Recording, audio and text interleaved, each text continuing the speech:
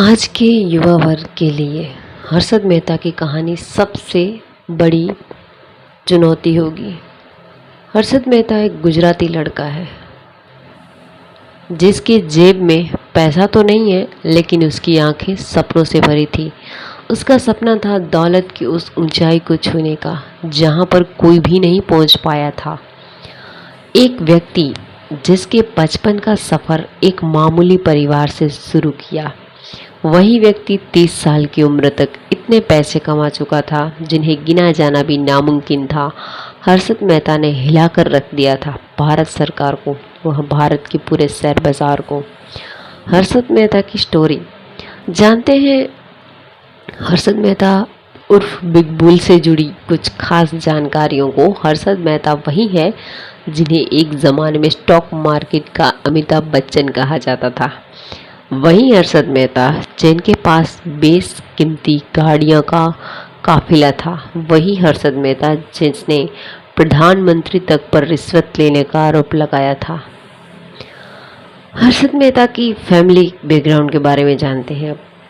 हर्षद शांतिलाल मेहता उसका पूरा नाम है, भारतीय बिजनेसमैन और स्टॉक ब्रोकर थे जिनका जन्म 29 जुलाई 1954 में हुआ था।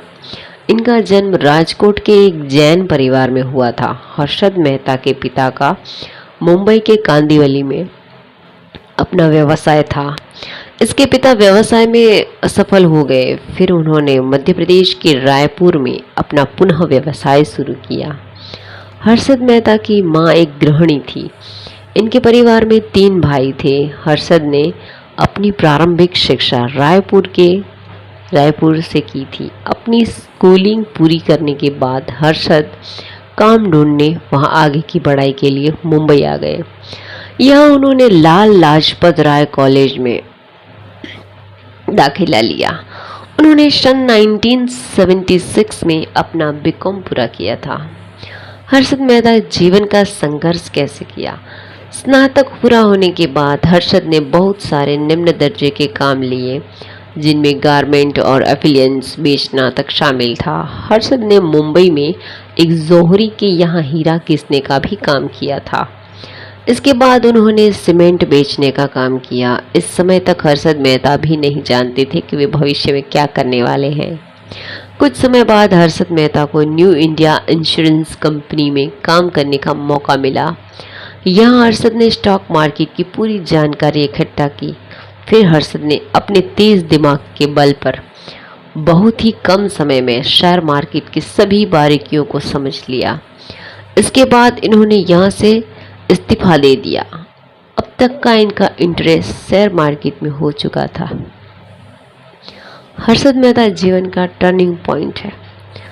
शेयर मार्केट में अपनी रुचि को देखते हुए इन्होंने 1984 में अपने भाई के साथ खुद की एक कंपनी शुरू की।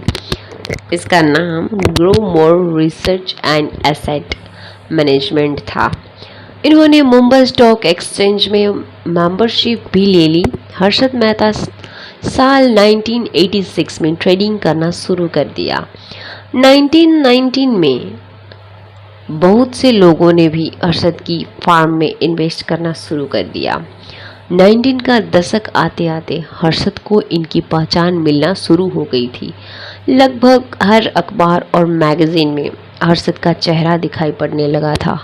इसी दौरान देश के बड़े बड़े लोगों ने सभी साथ हर्षद का उठना बैठना हो गया था। तब ऐसा भी माना जाता था हर्षद जिस कंपनी के शेयर को खरीदना चाहता था उसमें कीमतें बहुत तेज़ी से बढ़ जाती थी।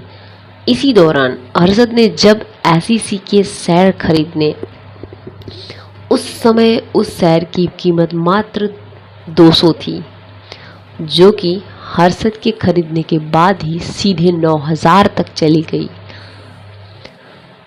हर्षद मेहता की लाइफ स्टाइल की बात करते हैं।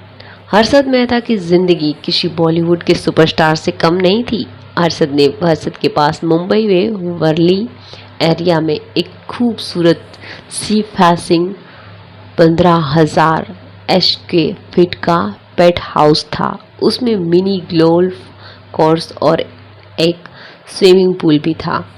हर्षद की लाइफस्टाइल पूरी तरह से बदलता चला गया।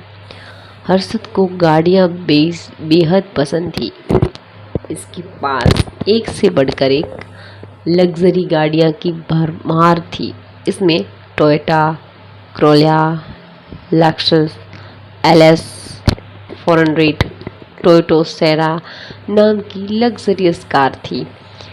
ये शायद उस समय के अमीरों के लिए भी महंगी थी। बड़े बड़े लोगों के साथ उनका उठना बैठना भी शुरू हो गया था। हर्षद मेहता की सफलता का राज हम जानने जा रहे हैं, तो बने रहिए मेरे साथ।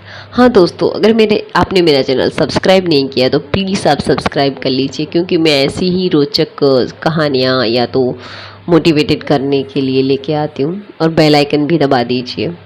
सभी लोग हर्षद की सफलता को लेकर चकित थे, वहीं दूसरी ओर सभी उनकी सफलता का राज जानने को उत्सुक भी थे। सभी यह सोचकर परेशान थे, आखिर हर्षद करता क्या है? आखिर कैसे शहर में इतने बदलाव इतनी जल्दी हो जाते हैं? हर्षद की ब्रेकिंग सिस्टम में बहुत अधिक जान पहचान थी, जिसका वह फायदा उठा करता था। बैंकों को जब भी पैसों की ज़रूरत होती, वह सरकारी बांड को गिरवी रखते ही किए फिर दूसरे बैंकों से लोन लेते हैं, लेकिन अंत में बॉन्ड्स का लेन देन नहीं होता था, बल्कि एक रसीद से ही काम चल जाता है। यह सभी काम बिचौलियों के जरिए होते हैं। इन सब बातों का ज्ञान हर्षद मेहता को भी भांति था। वह इसी नज़्म को दबोच चुका था। इसी के चलते हर्षद को कभी भी शेयर मार्केट में पैसों की कमी नहीं रहती थी। हर्षद ने इन पैसों को शेयर मार्केट में लगाया, फिर बहुत सारा मुनाफा कमाया। इस रकम का अंदाज़ा कोई भी ठीक नहीं ढंग से नहीं लगा सकता। यह सब लोगों को खटकने लगा। भारत में शेयर मार्केट उस वक्त तेज़ी से विकसित हो रही थी। भारत में विदेशी निवेश के बढ़ने से शेयर मार्केट में अचानक ग्रोथ हो गई थी, लेकिन अचानक उसी समय मार्केट का हाल बेहाल हो गया। शेयर मार्केट नीचे चली गई, जिसके चलते हर्षद मेहता बैंकों का पैसा लौटाने में असमर्थ हो गया था। इसी के बाद हर्षद मेहता कांड अखबारों और न्यूज़ चैनल की सुर्खियों बन गया। फिर पूरे देश में हलचल मच गई।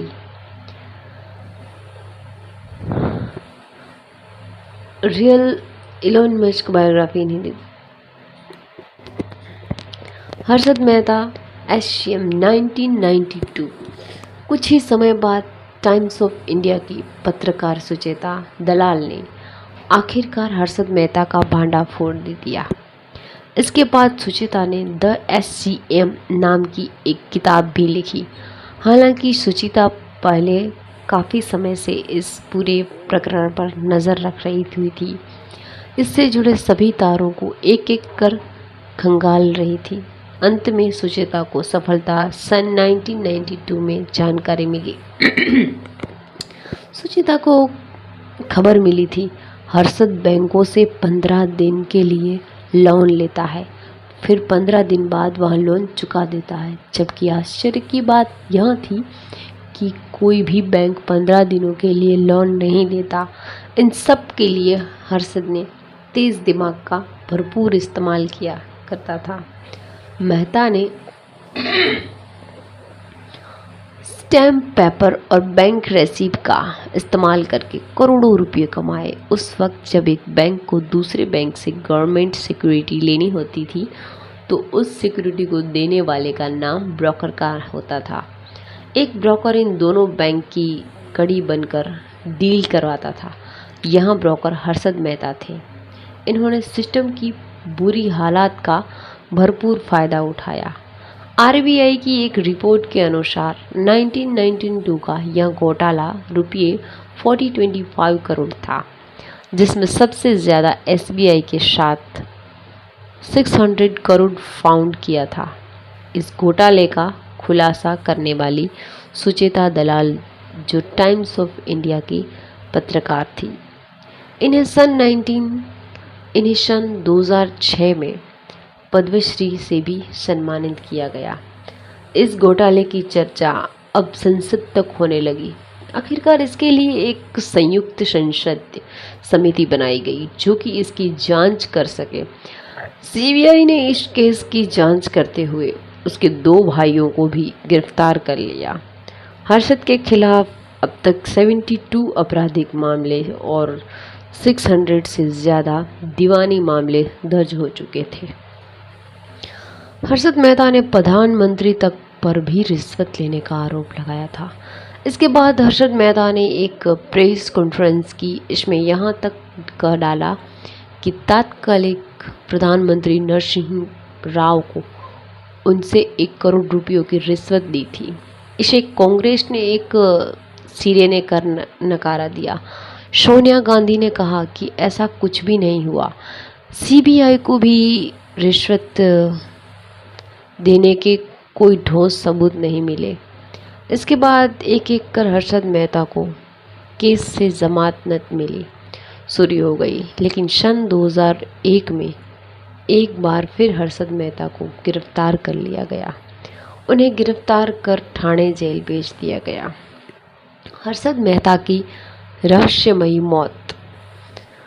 स्टॉक ब्रोकर वहाँ तेज दिमाग के मालिक हर्षद मेहता की मौत भी बड़े ही रहस्यमय ढंग से हुई। हर्षद मेहता क्रिमिनल कस्टडी के चलते थाने जेल में रखे गए थे, जहां इन्होंने अचानक सीने में तेज दर्द होने की शिकायत की। फिर इन्हें थाने से सिविल हॉस्पिटल में एडमिट करवाया गया। आखिरकार 31 दिसंबर 2001 में हर्षद की दिल का दौरान पड़ने से मृत्यु हो गई। उस समय उनकी उम्र मात्र 47 वर्ष ही थी। हर्षद मेहता अब वेब सीरीज़ में भी आने लगी है।